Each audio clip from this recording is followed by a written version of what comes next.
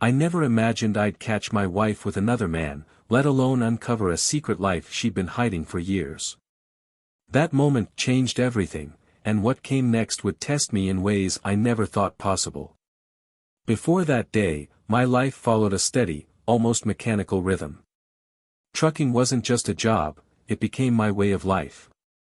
The long hours behind the wheel, the solitude of endless highways, and the unchanging hum of the engine beneath me all gave me a sense of control and purpose. I never sought anything beyond that, miles stretching out before me and the comfort of knowing exactly what came next. But life has a funny way of surprising you when you least expect it. Years earlier, during a restless summer, I worked on a ranch in North Dakota. I was eager to prove myself back then, full of ambition and impatience. The rancher, Walt, a man of few words, taught lessons in ways that stuck with you. One day, he told me, "Opportunities don't come knocking, kid. You either run into them, or you don't." At the time, I dismissed it as just another piece of cowboy wisdom. It wasn't until later that I realized how true it was. Crossroads weren't new to me. Before trucking, I tried my hand at running a small auto repair shop. I had the skills and the tools. I worked hard, but managing people, that was a different beast. Patience was never my strong suit, and after 2 tough years, the shop closed. Along with it, my dream of planting roots in one place slipped away. That failure pushed me onto the open road, a place where I could rely solely on myself and leave the daily grind of business management behind. It's strange how hindsight sharpens things you ignored at the time. I often wondered about Marcy, whether she ever truly loved me or if I'd just been the right man for the life she had envisioned. She had a talent for bending reality to suit her needs. When things didn't go her way, she'd play the victim so convincingly that even she seemed to believe it. My understanding of who she truly was didn't come from a single act of betrayal. Instead, it built slowly over time, a collection of small moments that eventually formed an undeniable truth. Out on the road, I had endless hours to reflect. There were times when I thought about abandoning the trucker's life for something more stable, something normal. But each time I considered it, something held me back. Maybe it was the allure of freedom. Or maybe it was the fear that if I stopped moving, I'd have to face the reality that I didn't know what came next. The day I saw that handwritten sign, "For sale, before the county takes it," on the side of a lonely road, I had no inkling that I was standing at a pivotal moment. It seemed like a minor decision at the time, a brief detour sparked by curiosity. But looking back now, I realize it was the moment my life took an entirely new direction. 5 years ago, by pure coincidence, something extraordinary began. I ended up creating what would later be known as the Village of Circumstances Unincorporated. It wasn't anything grand at first, just a forgotten stretch of land in the middle of nowhere. But over time, that patch transformed into a thriving community of 349 residents. None of this was part of some carefully crafted master plan. It was just one of those strange twists life throws at you when you least expect it, and I was lucky enough to stumble upon the opportunity. That particular day had started out like any other. I had just completed a delivery, a trailer full of bandages headed to Texas for sterilization before hitting the market. Another job done, another task checked off my list. Afterward, I contacted dispatch to let them know I was ready for my next assignment. That's when I got a stroke of luck, a pickup nearby that would get me home 2 days earlier than planned. Time at home was a rarity, and I wasn't about to turn it down. Because I held a dangerous goods license, I was one of the few drivers qualified to take this load. It was only a short drive, about 30 minutes to the pickup location. I refueled, arrived, and found the load ready and waiting. Securing it quickly, I got back on the road, determined to complete the haul and make it home early. The drop-off point was just an hour from home, and the best part, this job paid double the usual rate. In trucking, time equals money, and with double pay on the line, every mile mattered. Instead of sticking to the assigned route, I decided to take a shortcut. It was a calculated risk, one that could shave off several miles and save me valuable time. However, fate had other plans. Along that detour, I passed a rundown farm with a sign that read, "For sale, before the county takes it." It caught my eye, and something compelled me to stop. I met the owners, an older couple who explained that they were on the verge of losing everything.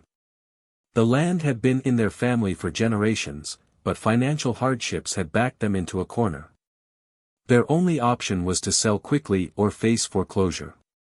Moved by their story, I made a call to my father, who managed our family trust.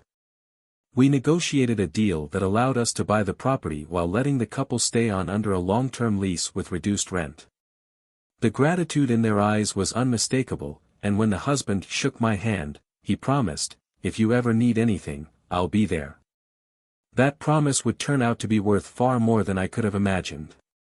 Before I left, I suggested carving off a 10-acre section at the nearby intersection, perfect for a gas station or convenience stop. I didn't know it then, but that decision would help lay the foundation for the village that would eventually grow there.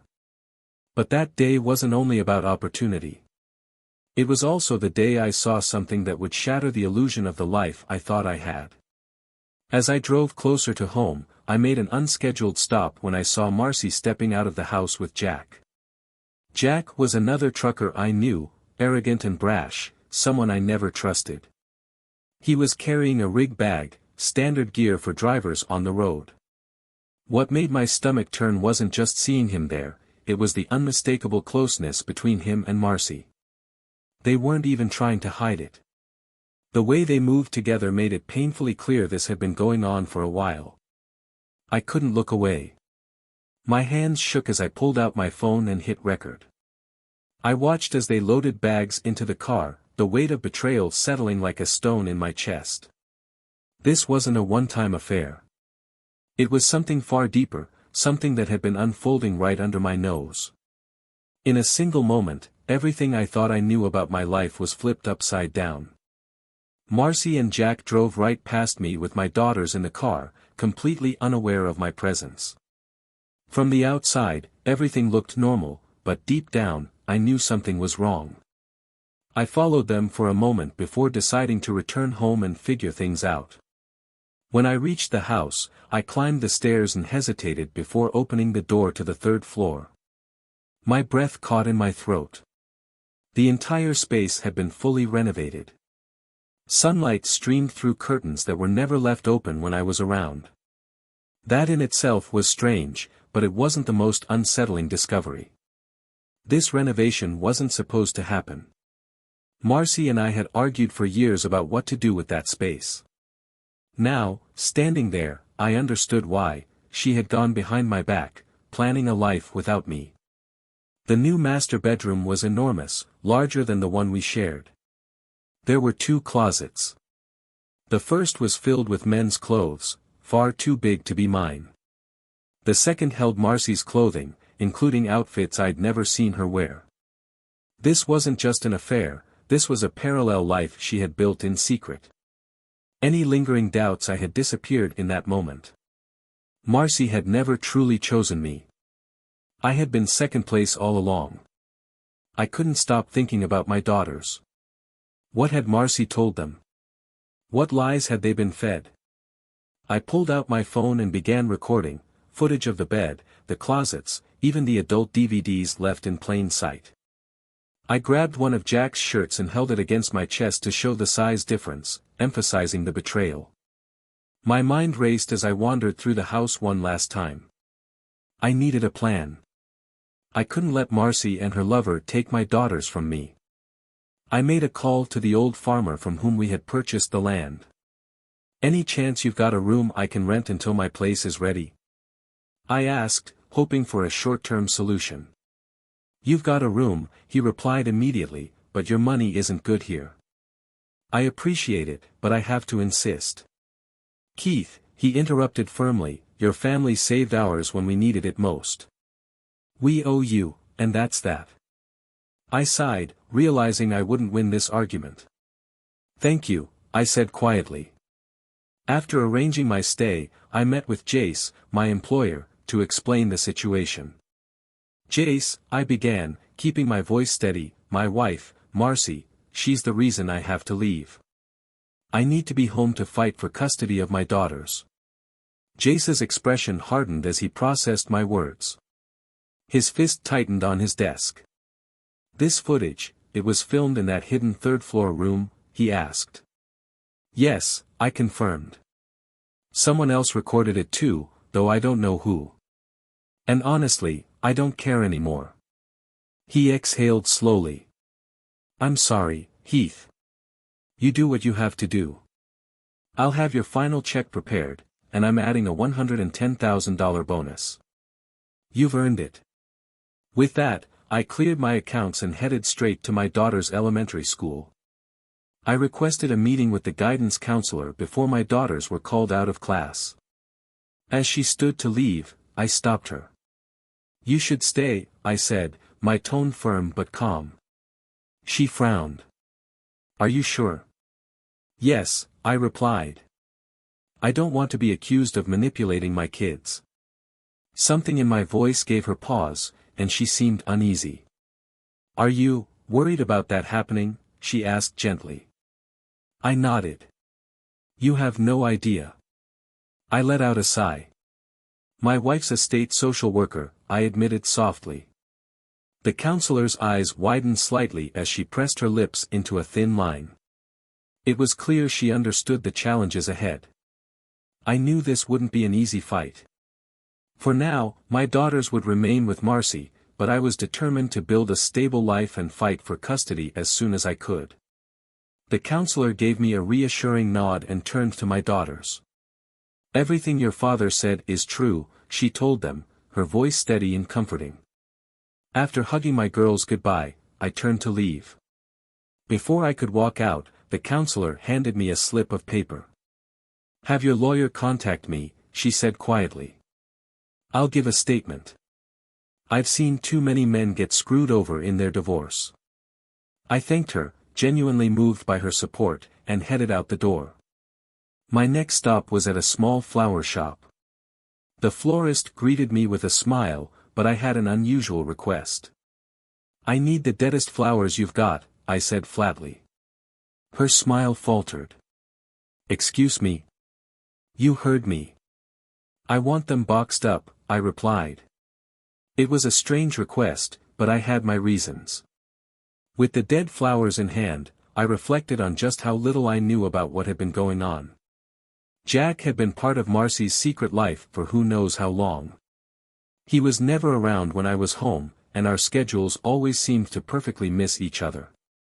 There was no way for me to catch on unless fate had finally brought our paths to cross, which it did, just too late. Later that day, I met with John, one of my longtime friends and mentors. He was aware of the situation and shook his head when I explained that I had quit my job. "You did the right thing, Heath." "No doubt about it," he said with conviction. We talked for a while, weighing my options for the future. "Why don't you move your truck into my garage?" John suggested. "If you watch her tonight, you might get a clearer picture of what's going on and your next steps." It was a solid plan, and I nodded in agreement. That night, I parked my truck in his garage, out of sight, and waited. When Marcy finally arrived, she found the dead flowers waiting for her. The rotten, decaying smell hit her immediately, and she gagged, recoiling in disgust. For a moment, she looked like she might be sick. Still, she didn't grasp the message right away. The confused look on her face made it clear, she thought it was a cryptic message from Jack, maybe a breakup gesture or something else entirely. She hadn't even considered that I might be behind it. Then my phone buzzed in my pocket. It was a text from Lauren, my eldest daughter. "We're calling you soon, but don't answer. We want you to hear what we say to Mom. She needs to hear the truth, just like you always taught us." I took a deep breath and waited. A few minutes later, I could hear their conversation through the phone. "You always told us not to lie," Lauren said, her voice sharp with disappointment. Marcy's body stiffened, her expression hardening.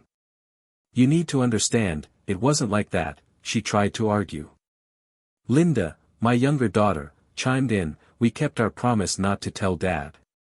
Lauren's voice was firm but hurt. And wow, what a surprise it was for him, Mom.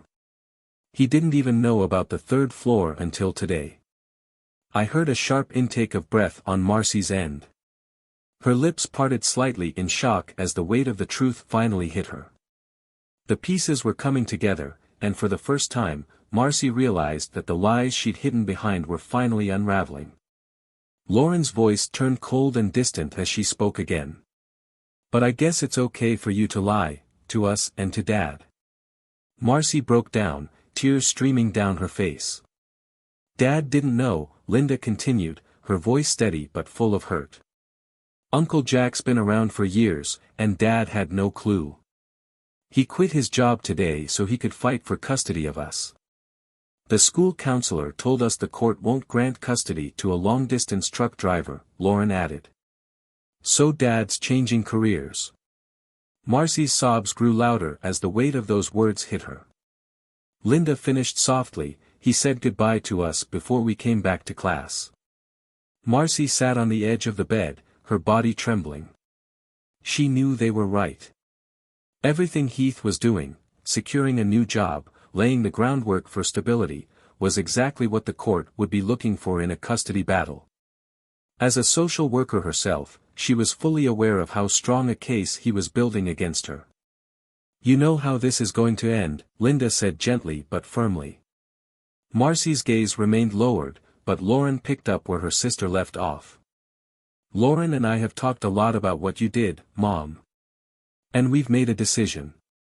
Marcy barely lifted her head when Linda delivered the final blow. We may only be 12 now, but soon we'll be old enough to decide where we want to live. Miss Connor told us that when we turn 13, we can legally choose. And we're going to live with Dad, Lauren stated without hesitation. Linda added, we're calling Grandma to come get us. She and Grandpa said we can stay with them until Dad gets everything settled. Marcy's face twisted in shock and despair as she read the message. She was finally confronting the full consequences of her double life, her deception and financial manipulations. If I exposed everything, she would lose it all. And she knew it. Her expression said it all. She was defeated. There would be no happy ending for her now. Jack, too, was ruined. If I sued him for support, it would cripple him financially and permanently tether him to Marcy through legal obligations. Both of them would be trapped in a nightmare of their own making. 15 minutes later, Marcy's parents arrived. John, my friend, cracked his front door slightly so we could listen without being seen. We didn't have to strain, they were already shouting at each other. Marcy's mother stormed through the house while her father angrily yelled back.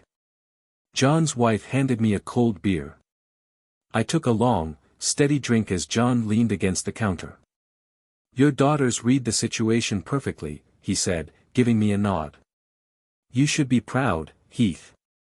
I nodded, staring at the bottle in my hand. I am. John's expression darkened as he continued, when the third-floor renovations were happening, Marcy told us you were renting the space out because you needed the money. My brow furrowed. We didn't need money. The house was paid off. We were just taking our time with the renovations. So she lied from the start, John muttered, shaking his head in disbelief. What the hell did you text her? I took a slow sip of my coffee, letting the silence hang for a moment. Then I replied evenly, I just told her the truth. I want to know if Linda and Lauren are mine, or Jack's. John let out a low whistle. Jesus. Jace told me he'd heard rumors for years that his son was involved with a married woman, and that the husband didn't have a clue. I met John's gaze, feeling the weight of every betrayal, every lie finally crashing down. But this time, I wasn't the clueless one. I just asked a question that needs to be answered, for all of us, I continued. John's face paled. He knew Jace's reputation. If Jace wanted the truth, he wouldn't stop until he got it, no matter what lengths he had to go to. If necessary, He'd even bring it to the courts or beyond. I found out yesterday, I added quietly. I'm filing for divorce and suing Jack. John shook his head. It's going to be a rough morning for a lot of people, he muttered. After leaving, I drove to the friendly truck stop at the edge of town and ordered a trucker's breakfast. I parked my rig in a spot where I could watch it through the diner window as I ate. My mind was miles away when a familiar voice interrupted my thoughts. I'm sorry, Heath. No man deserves what you've been through. I looked up to see Marcy's younger sister, Maureen, standing beside the booth. Mind if I join you? She asked softly. I nodded, and she slid into the seat across from me. Once she was settled, I handed her the documents I'd sent out that morning, the proof, the legal notices, the video recordings. By the time she finished reading, her eyes were red and glassy. What she did was bad, she whispered, but this is worse. I nodded grimly. The video shows there was someone else involved. Someone filming. By the end of today, everyone's going to know. Maureen wiped her eyes and leaned forward. Jace is going public, isn't he? Yeah, I sighed. He won't stop until he gets answers. The truth is, both girls could be mine, or they could both be Jack's, or neither. Maureen swallowed hard, her expression stricken. Jesus. After a long pause, I shifted the conversation. We own 10 acres at a major intersection, I explained. The plan is to subdivide the land and sell off lots as development picks up in the area. It'll be a good spot for locals and passing traffic. There's nothing out there now, so it'll bring in business. She tilted her head, skeptical. How'd you even find that place? Google Maps doesn't show anything out there. I leaned back, recalling the moment clearly. I was cutting across the country to save time. Saw a sign at a four-way stop and followed it. The amount of traffic at the intersection convinced me it had potential. By the time we finished our conversation, the coffee had long gone cold. Over the next 2 hours, I explained everything that had unfolded, Marcy's betrayal, the legal plans, and what the future might hold. Bill, a mutual friend who'd stopped by, nodded and smiled kindly when I mentioned the girls. They're welcome here anytime, he said. It'd be nice to have kids around again. Gives me someone to grill for. Later, I texted Maureen, come over every Friday and stay until Sunday. The girls are always welcome. She replied almost instantly, it's a date. That night, once the kids were asleep, Maureen and I sat outside under the stars with warm coffee in hand. We were quiet for a while until she finally spoke. It's been a crazy couple of days, she said softly. All hell's broken loose. I nodded, taking a sip of my coffee. What's happened now? Everything's coming out, she said with a weary sigh. Jack, he's the boy Marcy used to sneak out to see when we were kids. That's how long they've been involved. The weight of her words settled over us like a heavy blanket. So, this wasn't just some recent fling. It had been going on for years, long before I ever entered the picture. The betrayal ran deeper than I'd imagined, but now at least the truth was out. There was no going back. I shook my head. That explains a lot. I was her safety net, someone she could rely on. But Jack, he was her wild side. She craved that thrill, but she never realized he was using it to his advantage. Maureen nodded. Jack will run. He'll leave Marcy to deal with the mess on her own, she said quietly. He might not get far, I replied. Once the legal notice hits, he'll have no choice but to face this head-on. Marcy had treated Jack like her second husband in every way except for signing a marriage certificate. But her lawyer clarified that under state law, they were considered common-law spouses once he moved in and stayed for over a year. That gave Jack the same legal responsibilities as a husband, which meant my lawsuit would stick. The only remaining question was how much Jack would have to pay in damages. The lawyer had reassured me I'd be favored in divorce court. The evidence of deception, betrayal, and fraud was overwhelming. Marcy had manipulated both me and the legal system for years without considering the consequences. Now, she had to face them all at once. Saturday came, and it was a whirlwind of activity. Linda and Lauren were over the moon with excitement. Bill had pulled out 2 small motorcycles and was giving them a crash course on how to ride. Their laughter filled the air as they zipped around the yard, wide grins plastered across their faces. After a couple of hours, Bill clapped his hands together and laughed. "That's enough for today," he said. "You'll feel it tomorrow, trust me." Sweaty and exhilarated, the girls exchanged a mischievous look. "Go on," Bill smirked. "Jump in the pool. You earned it." Meanwhile, I took care of the paperwork. We had copied all documents for legal records and issued a notice that gave us full authority to act on behalf of the girls. Later, as we sat on the porch, the conversation turned to Marcy and Jack. Bill shared details I hadn't known before, things about their past and Jack's reputation that painted an even clearer picture of the situation. By Friday morning, the legal wheels were in motion. Jack was served in Austin, Texas, while picking up a medical shipment. That same morning, Marcy was served at her office in social services. I was out for a walk when my phone buzzed with a message from her. "Have you calmed down enough to talk?" I replied immediately, "There's nothing to talk about." Later, I found out why she seemed visibly emotional that day. Marcy had never been able to have children of her own. Hearing those simple, heartfelt words from our daughters, the same daughters she had deceived, was something she never thought she'd experience in her lifetime. It hit her harder than I expected, but by then, it didn't matter. The damage had been done, and the truth was finally out. "I got confirmation," I told Morin. "Both Marcy and Jack have been served." I showed her Marcy's last message and my response. Morin sighed deeply. "You know my sister can't explain her actions. If she tried, she'd have to face the truth about herself, something she's never been able to do." I exhaled, rubbing my face. "Enough about your sister, Morin. Let's talk about something else." She gave a small smile and nodded. Our conversation drifted into lighter topics as we relaxed. Bill leaned back in his chair, sipping his coffee. "Since we couldn't have kids of our own, Betty and I fostered for years," he said. "But Betty was always my rock. Couldn't have done any of it without her."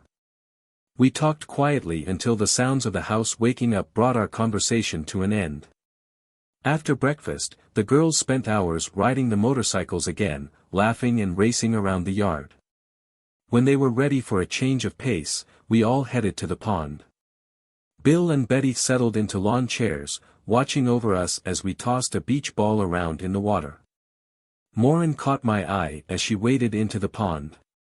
She looked stunning in a white bikini, her auburn hair neatly tucked behind her ears. The sunlight sparkled on the surface of the water as she moved gracefully, laughing with the girls. I couldn't take my eyes off her.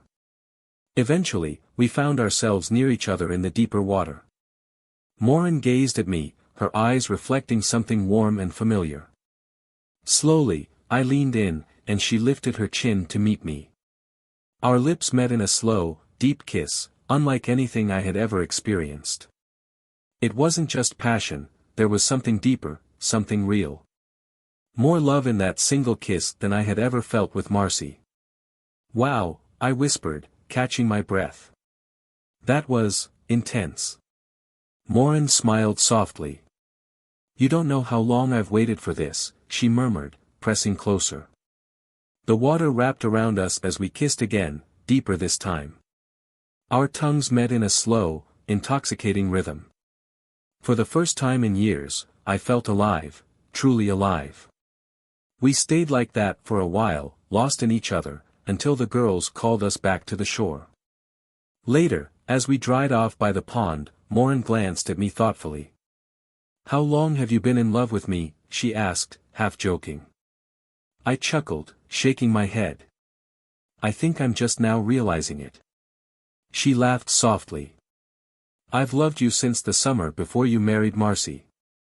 I blinked, stunned. That long? And it took all this for me to finally see it? I thought I'd get a lecture from my mom, she admitted, but all she said was, if it works out, I'll make sure your dad accepts it. Then she told me something else I never knew. Morin hesitated for a moment. Apparently, our dad was actually her sister's throwaway, a man no one expected to become part of the family. She says she thanks her for that every day. Sunday afternoon came too quickly. I kissed Morin goodbye, feeling lighter than I had in a long time. Life, though chaotic, seemed clearer. That evening, I got a call from Klaus. Jack was devastated, he said. He thought Marcy had only been involved with Jack for 3 years. He had no idea it went further back. I rubbed my forehead, feeling a familiar pang of frustration. How did he take it? Klaus hesitated. Badly. He stormed into the social services office and, in front of everyone, told Marcy she was dead to him. I closed my eyes and let out a long sigh. I had expected anger, but not that level of disownment. It was another reminder of how deep the wounds of betrayal ran, not just for me, but for everyone caught in the fallout. I called my mother-in-law that evening. She didn't waste any time getting to the point. Miss Connor already provided a notarized statement for your lawyer, she said. That was one less thing for me to worry about. After hanging up, I knew what needed to be done. I pulled out my phone and dialed Jace. He answered, his voice tinged with surprise. Heath. I need you to come to this address, I said firmly. Now. 20 minutes later, Jace pulled up in his truck. I met him outside and handed him the key to my house. Go see for yourself, I said quietly. Oh, and I found out who was behind the camera, the one filming Jack and Marcy. They're upstairs right now. Jace's jaw tightened, but he didn't say a word. He turned and walked toward the house with a purposeful stride. From inside, John watched through the window, concern etched across his face. What do you think he's going to do? John asked. I shook my head. I don't know. I just feel bad for him. Jace didn't deserve any of this. No one does. The next morning, at 6 sharp, I pulled into my in-laws' driveway. Klaus was already up, waiting for me. Over coffee, before anyone else in the house stirred, I told him everything that had happened. His wife, Rose, came downstairs soon after. Her eyes widened in shock when she saw me, but she quickly pulled me into a comforting hug. Linda and Lauren rushed down the stairs moments later, grinning from ear to ear. Dad, they shouted in unison, practically tackling me with excitement. I hugged them tightly and promised them a good day ahead. I took the girls to school and then returned to the house. Klaus had already left, so Rose and I sat at the kitchen table for a long, heartfelt talk. By the end of it, we both came to the same grim realization: Marcy had lost everything. She had spent years doing whatever she wanted, never thinking about the consequences. Now, those consequences had caught up with her. It was during that talk that I learned the devastating truth. The police had been called after a tragic incident. Marcy didn't make it. The hardest thing I've ever done in my life was telling my daughters that their mother was gone. Their tears and heartache cut deeper than any betrayal ever could. That was 5 years ago. Now, I stand at the edge of our driveway, watching Linda and Lauren wait for the school bus. Morin, now my wife, chases after our 2 young sons, who are shrieking with laughter as they run around the yard. Life has a strange way of moving forward, even after everything falls apart. The gas station and convenience store we built at the Crossroads have become the heart of our little village. People come and go, but the spirit of the place has grown strong. Bill, always the jokester, put up a sign near the entrance that reads, "We're all here because of circumstances." And he's right. Life didn't turn out the way I expected, but maybe that's what made it all the more meaningful.